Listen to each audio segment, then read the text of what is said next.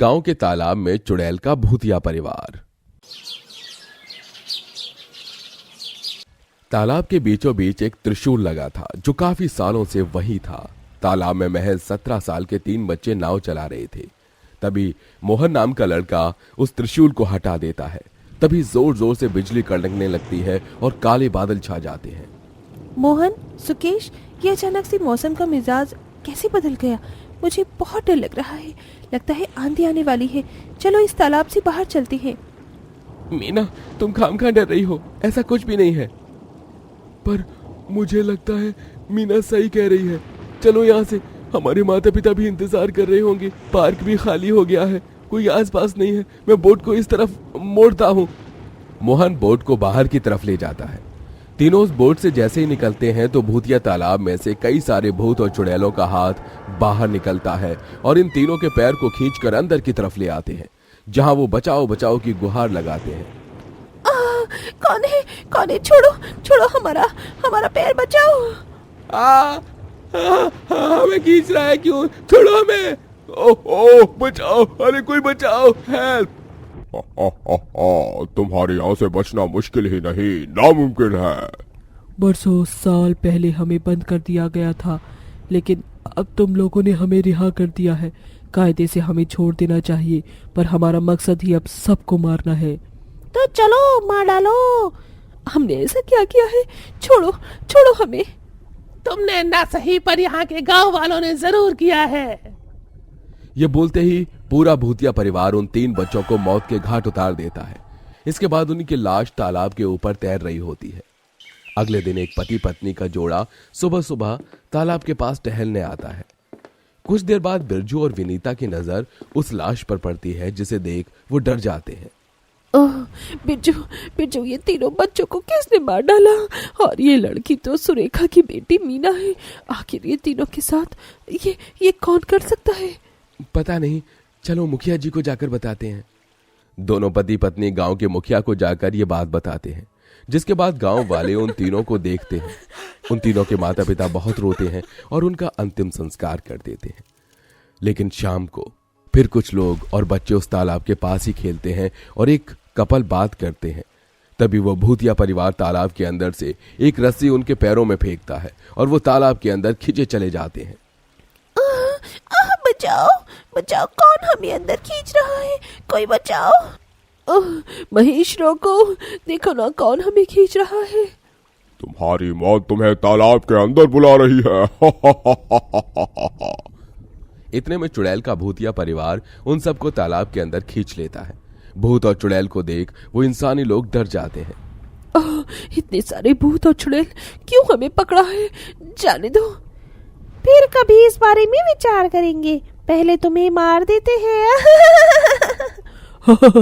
दादी माँ, उन्हें मारना चाहती हूँ। इस बार मेरी बाजी। ये कहते ही वो उस औरत को मारती है और फिर उसका पूरा परिवार दूसरे लोगों को। फिर उन मरे हुए लोगों की लाश तालाब के ऊपर तैरने लगती है। ये देख आसपास के लोग फिर डर जाते हैं और ये मौत का सिलसिला थमता नहीं है। हर रोज सुबह शाम वहां जो कोई भी तालाब के पास आता था, उसे भूतिया परिवार मौत के घाट उतार दिया करता था। ज्यादा मौत होने से उनके परिवार बहुत चिंतित थे, साथ ही मुखिया भी। शाम की सारी सभा में गांव के लोग मशाल लिए खड़े थे। तभी रमेश छाती पीट कर रोते हुए कहता है, अरे साहब, अरे मेरे साहब, हमारी मदद करो। मेरा बच्चा और मेरी पत्नी उस तालाब के पास घूमने गए थे, लेकिन कुछ देर बाद जब मैं वापस आया तो मुझे उनकी सिर्फ तालाब में तैरती हुई लाश मिली। अरे भैया मामा, कुछ करते क्यों नहीं है आप मेरे लिए? अरे मेरे परिवार की तरह कितने परिवार वालों की जान चली गई। हाँ मुखिया जी, कुछ तो इसका उपाय बताइए।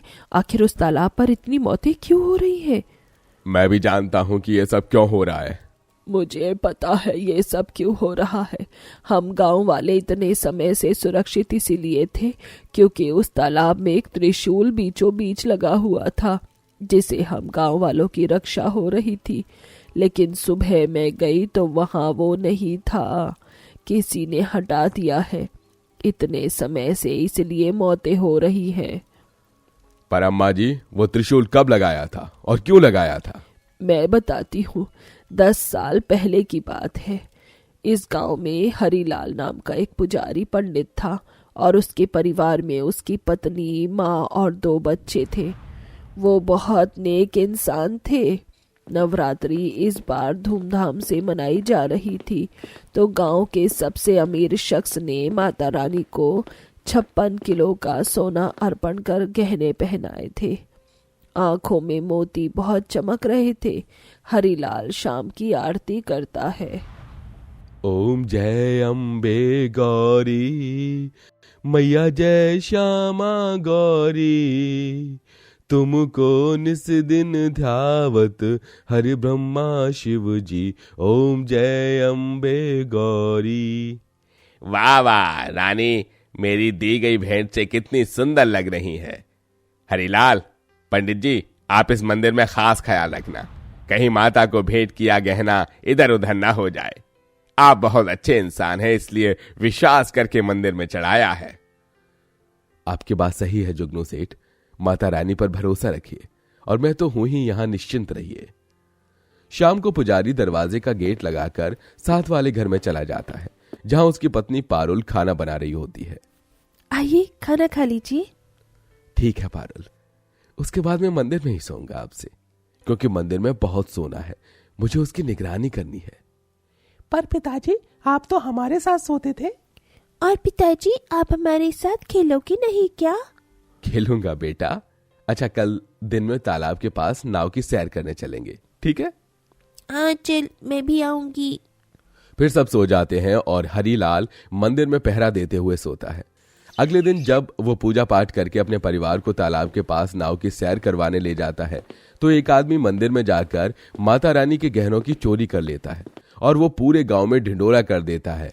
उसके बाद उसके परिवार को तालाब के पास पकड़ लिया जाता है। तब जुगनू सेठ कहता है, हीरालाल पुजारी, मैंने बहुत मेहनत से माता रानी के गहने बनवाए थे और आपके भरोसे छोड़े थे। आप तो एक नंबर के चोर उचक्के निकले पंडित। हैं? पंडित होकर माता रानी के गहने चोरी किए, शर्म नहीं आती आपको?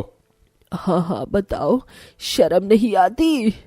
अरे माफ कीजिएगा आप लोग, ये कैसी बातें कर रहे हैं? मैं भला माता रानी के गहने चोरी क्यों करूंगा? अच्छा, तो तुम्हारे घर में ये माता रानी का बंद कैसे आया? अभी हमें सिर्फ यही मिला है, और गहने कहाँ हैं? बता दो वरना मार डालेंगे। अरे सेठ जी, आपको कोई गलतफहमी हुई है। मेरा बेटा ऐसा कभी नहीं कर सकता, और हम क्यों लेंगे? चोरी की कोई वजह नहीं होती, गहनों की चमक ही इंसान को फीका कर देती है। ठीक है, आपका परिवार नहीं बता रहा तो सजा तो हम दे के ही रहेंगे। क्यों गाँव वालों? हाँ हाँ, मार डालो पूरे परिवार को। माँ, मेरा सर। मैं आप सबके आगे हाथ जोड़ रही हूँ, हम भला क्यों चोरी करेंगे? मत मारिए बच्ची को कम से कम। पूरे परिवार हाथ जोड़कर विनती करता रहता है, लेकिन उनकी बात कोई नहीं सुनता। सभी लोग पत्थर उठाकर मारते हैं और आधमरे होने के बाद उन्हें तालाब के अंदर फेंक देते हैं, जिसके बाद उनकी आत्मा वहां भटकने लगती है और लोगों को मारने लगती है। लेकिन फिर एक तांत्रिक बाबा अपने मंत्रों से उस तालाब को सुरक्षित करते हैं, जिससे वो भूतिया लोग बाहर नहीं आ पाए, और एक त्रिशूल लगा देते हैं। क्योंकि माता रानी को वो बहुत मानते थे, इसलिए काबू में थे। फिर उन्होंने गांव वालों को तंग नहीं किया, लेकिन अब कर रहे हैं। आप कुछ कीजिए ना अम्मा। ठीक है, पर खतरा है। बुढ़िया तांत्रिक को बुलाकर उस तालाब पर आती है, जहां गांव के कुछ और लोग मशाल लिए आए थे। तांत्रिक अपने मंत्र से भूतिया परिवार को परेशान करने लगता है, जिससे वो पानी से बाहर आ जाते हैं। छोड़ो हमें, छोड़ो तुम सब मरोगे एक एक करके, हम गांव वालों को मार देंगे। कोई नहीं बचेगा, छोड़ तांत्रिक। मैं तुम्हें छोड़ दूंगा, पर ये बताओ तुम इतने लोगों को क्यों मार रहे हो? अगर तुम्हारा किसी से प्रतिशोध लेने का मन है तो बताओ। हाँ है, मैं पुजारी होकर माता रानी के कभी गहने चोरी नहीं करता। मेरे ऊपर गांव वालों ने झूठा इल्जाम लगाया है, और मैं जानता हूँ ये सब महेश ने किया है। मुझे उसे मारना है, तभी इस गांव की मौत रुकेगी। महेश कैसे हो सकता है? महेश इसलिए क्योंकि मैंने उसे मंदिर के अंदर आने पर मना किया था, क्योंकि वो अछूत था। इस बात का उसने मुझे बदला लेने को कहा था, और जब गांव के लोगों ने हमें मारकर इस तालाब में डाल दिया तो मरने के बाद महेश आया था। उसने ये कबूला कि ये सब उसने किया है। उसने ही माता रानी के गहने चोरी किए थे। वो रहा महेश, पकड़ो। फिर चुड़ैल बेटी कंधे पर चढ़कर बैठ जाती है और उसके बाल नोचने लगती है। बोल बोल, तूने ही मेरे पिताजी और हमें मरवाया है।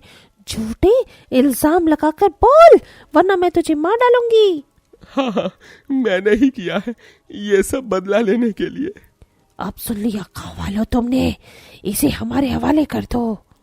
ठीक है, तुम्हारा गुनहगार तुम्हें दे देंगे, लेकिन तुम हम सबको कुछ नहीं करोगे, ये वादा करो। ठीक है, हम वादा करते हैं, किसी को कुछ नहीं करेंगे, पर इस तालाब के पास भी कोई नहीं आएगा।